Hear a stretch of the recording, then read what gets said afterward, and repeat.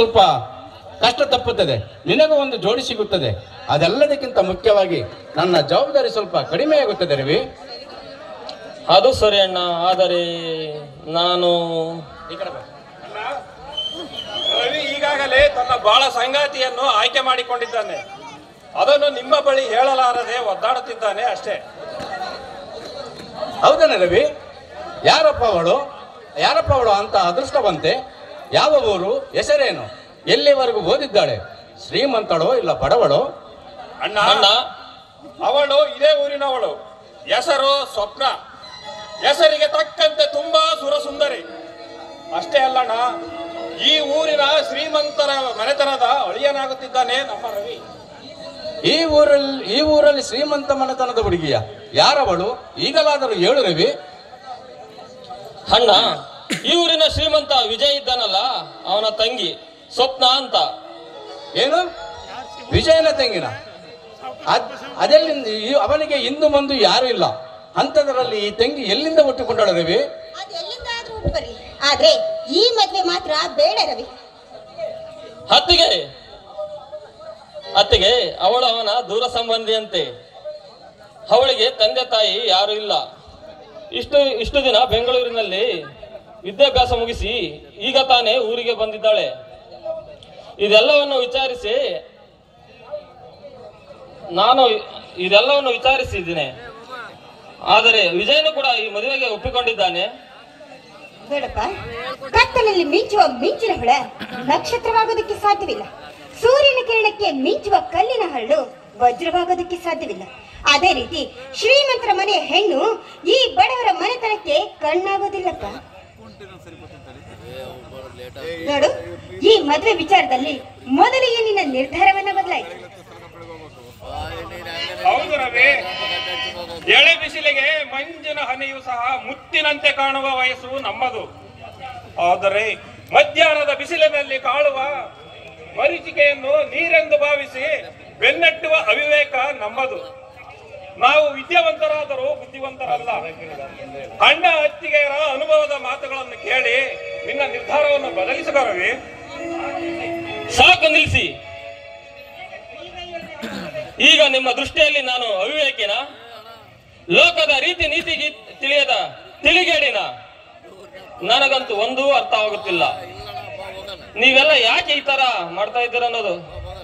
ಪ್ರಪಂಚವೇ ತಲೆ ಮೇಲೆ ಬೀಳುವಂತೆ ತಪ್ಪು ಮಾಡಿದನೋ ತರ ನನಗೆ ಬುದ್ಧಿ ಹೇಳುತ್ತಿರುವಿರಿ. ನೋಡಿ, ನಾನು ಅವಳನ್ನು ಮನಸಾರೆ ಪ್ರೀತಿಸಿದ್ದೇನೆ.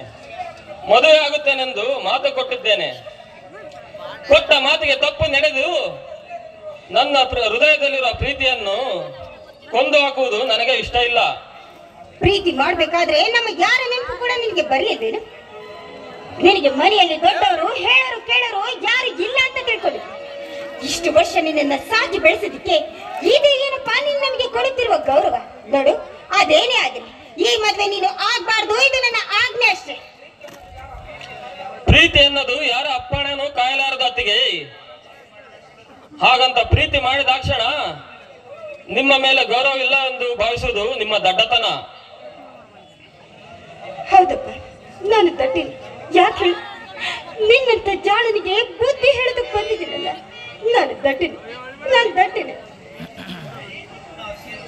ರವಿ, ಅಣ್ಣ ಅತ್ತಿಗೆಯರು ಬೇಡವೆಂದ ಈ ಸಂಬಂಧವನ್ನು ಬಿಟ್ಟು ಬಿಡು. ಅವರ ಮನನೊಯಿಸಿ ನೀನು ಸುಖವಾಗಿರಬಲ್ಲೆಯ? ನಮ್ಮ ಮೇಲೆ ಅವರು ಕಟ್ಟಿಕೊಂಡಿರುವ ಆಶಾ ಗೋಪುರವನ್ನು ಮುಚ್ಚುನೂರು ಮಾಡದಿರು ರವಿ. ನೀನು ಸಾಗುತ್ತಿರುವ ದಾರಿ ಸರಿಯಿಲ್ಲವೆಂದು ತಿಳಿದು ಕೇಳುತ್ತಿರುವ ಅವರ ಮಾತಿಗೆ ಬೆಲೆ ಕೊಟ್ಟು ನಿನ್ನ ನಿರ್ಧಾರವನ್ನು ಬದಲಿಸಿಕೊ.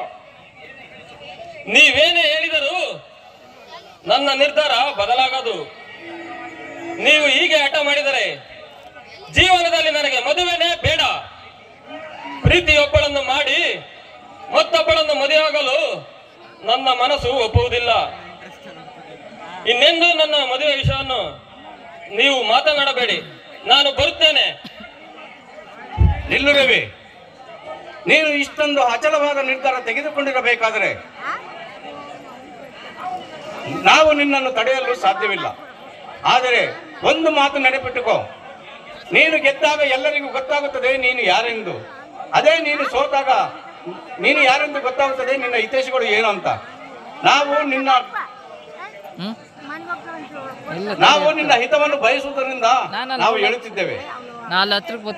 ನಿನಗೆ ನಿನ್ನ ದಾರಿಯೇ ಸರಿ ಎಂದರೆ ನಿನ್ನ ದಾರಿಯಂತೆ ನಡೆ. ನೀವು ಕೂಡ ಅವನಂತೆ ಹೇಳ್ತಾ ಇದ್ದೀರಲ್ಲ ನೋಡಿ, ಬಡತನದಲ್ಲಿ ಕೂಡಿ ಸ್ವಾಭಿಮಾನದಿಂದ ಗೌರವದಿಂದ ತಲೆ ಎತ್ತಿ ನಡೆದವರು ನಾವು. ಹೀಗಿರ್ಬೇಕಾದ್ರೆ ಮುಂದೊಂದು ದಿನ ಈ ಸಂಬಂಧದಿಂದ ಈ ನಮ್ಮ ಸಂಸಾರ ಎಲ್ಲಿ ನುಚ್ಚು ನೂರಾಗಿ ಹೋಗುತ್ತೋ ಅಂತ ಭಯದಿಂದ ಕಾಡ್ತಾ ಇದ್ದೀರಿ.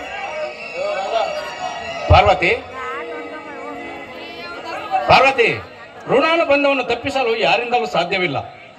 ಈ ಜೀವನದಲ್ಲಿ ನಾವು ಬಯಸಿದ್ದು ಎಂದಿಗೂ ಸಿಗುವುದಿಲ್ಲ. ಆಗೊಂದು ವೇಳೆ ನಾವು ಬಯಸಿದ್ದೆಲ್ಲ ನಮಗೆ ಸಿಗುವುದಾದರೆ ಅದು ಜೀವನ ಆಗುತ್ತಿರಲ್ಲ. ಈ ಜೀವನವೆಂಬುದು ಯಾವನೋ ಮಾಂತ್ರಿಕನ ಮಾಯಬಜಾರಾಗುತ್ತಿತ್ತು.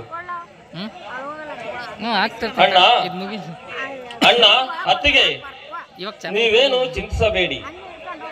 ನಾನು ನಿಮ್ಮ ಕೈತುತ್ತು ತಂದು ಬೆಳೆದವನು. ಯಾವುದು ಒಳ್ಳೆಯದು ಯಾವುದು ಕೆಟ್ಟದ್ದು ಅಂತ ಆಲೋಚಿಸುವ ಬುದ್ಧಿಶಕ್ತಿಯನ್ನು ನೀವೇ ನನಗೆ ದಯಪಾಲಿಸಿದ್ದೀರಿ. ಅಂದ ಮೇಲೆ ನನ್ನ ನಿರ್ಧಾರದಿಂದ ನಮ್ಮ ಸಂಸಾರಕ್ಕೆ ಯಾವ ತೊಂದರೆಯೂ ಬಾರದಂತೆ ನಾನು ಭರವಸೆ ನೀಡುತ್ತೇನೆ. ನಮ್ಮೆಲ್ಲರ ಉದ್ದೇಶವೇ ನೀನು ಚೆನ್ನಾಗಿರಬೇಕೆಂಬುದೇ ಆಗಿದೆ. ಯಾವತ್ತಿಗೂ ಈ ತುಂಬಿದ ಮನೆ ಮರಳಿನ ಮನೆಯಂತೆ ಕುಸಿದು ಹೋಗಬಾರದು, ಕುಸಿಯಬಾರದೆಂಬುದೇ ನಮ್ಮ ಹೆಬ್ಬಯಕೆಯೂ ಆಗಿದೆ. ರವಿ,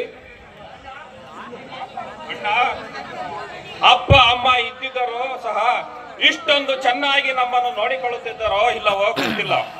ಆದರೆ ನೀವು ಮಾತ್ರ ನಮಗೆ ಯಾವ ಕೊರತೆಯೂ ಬಾರದಂತೆ ಬೆಳೆಸಿದ್ದೀರಿ. ನೀವೇ ನಮ್ಮ ಪಾಲಿಗೆ ದೇವರಣ್ಣ. ನಾನು ಈ ಮನೆಗೆ ಹಿರಿಯ ಮಗ ಕಣೋ. ಬರೀ ಹುಟ್ಟಿದಾಗಿನಿಂದ ಹಿರಿಯ ಮಗನೆಂದು ಕರೆಸಿಕೊಂಡರೆ ಸಾಲದು. ಹಿರಿಯ ಮಗನಿಗೆ ತಂದೆಯ ನಂತರದ ಸ್ಥಾನವಿರುತ್ತದೆ. ಅದಕ್ಕೆ ಬೆನ್ನಿಗೆ ಬಿದ್ದ ತಮ್ಮಂದಿರನ್ನು ಎತ್ತ ಮಕ್ಕಳಂತೆ ನೋಡಿಕೊಳ್ಳಬೇಕೆಂಬ ಅದೇ ಹಿರಿಯ ಮಗನ ಕರ್ತವ್ಯ. ರಸಮಣ,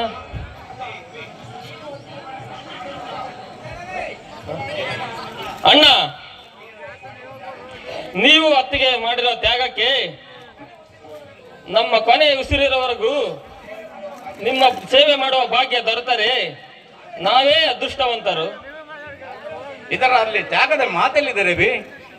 ಜೀವನದಲ್ಲಿ ಹೀಗೇ ನಡೆಯಬೇಕೆಂದು ಬರೆದಿರುತ್ತದೆ. ಅದರ ಪ್ರಕಾರವೇ ನಡೆಯಬೇಕು. ನಾವಿಲ್ಲಿ ಕೇವಲ ನೆಪ ಮಾತ್ರವಷ್ಟೇ. ಅಣ್ಣನಾಗಿ ನನ್ನ ಕರ್ತವ್ಯವನ್ನು ಮಾಡಿದ್ದೇನೆ ಅಷ್ಟೇ. ಇದರಲ್ಲಿ ತ್ಯಾಗದ ಮಾತೆಲ್ಲಿದೆ ರವಿ?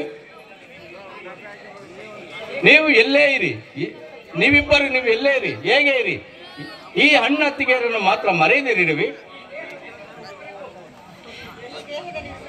ಈ ದೇಹದ ಉಸಿರಿರುವವರೆಗೂ ನಿಮ್ಮನ್ನು ಮರೆಯಲು ಸಾಧ್ಯವಿಲ್ಲವಣ್ಣ.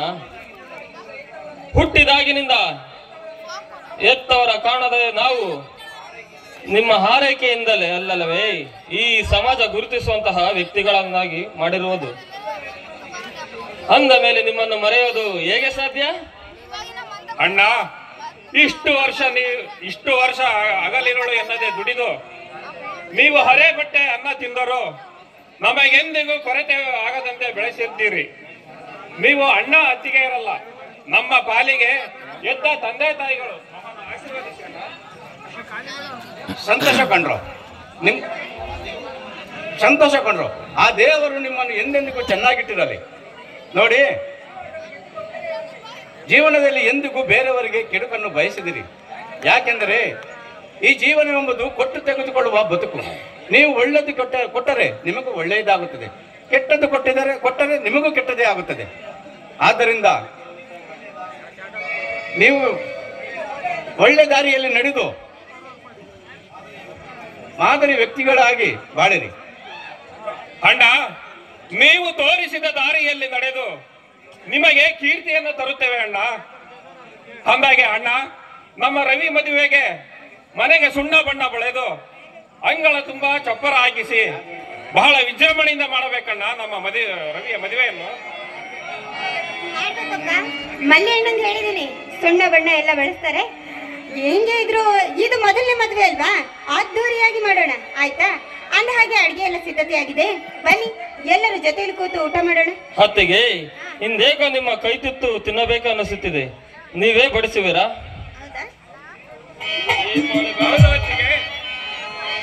ಹೌದು ಅತ್ತಿಗೆ, ನಿಮ್ಮ ಕೈ ತುತ್ತು ಉಂಡು ಬಹಳ ದಿನಗಳಾಯಿತು. ಇವತ್ತು ನೀವೇ ಕೈ ತುತ್ತು ಹಾಕಿಬಿಡಿ. ಈ ಮದುಮಗನ ಆಸೆಯನ್ನು ನಿರಸ ಮಾಡಬೇಡ. ಮದುಮಗನ ಆಸೆಗಿಂತಲೂ ನಿಮ್ಮ ಆಸೆನೇ ಹೆಚ್ಚಾಗಿದೆ ಅಂತ ಆಯ್ತು. ತಡಿಬೇಕು.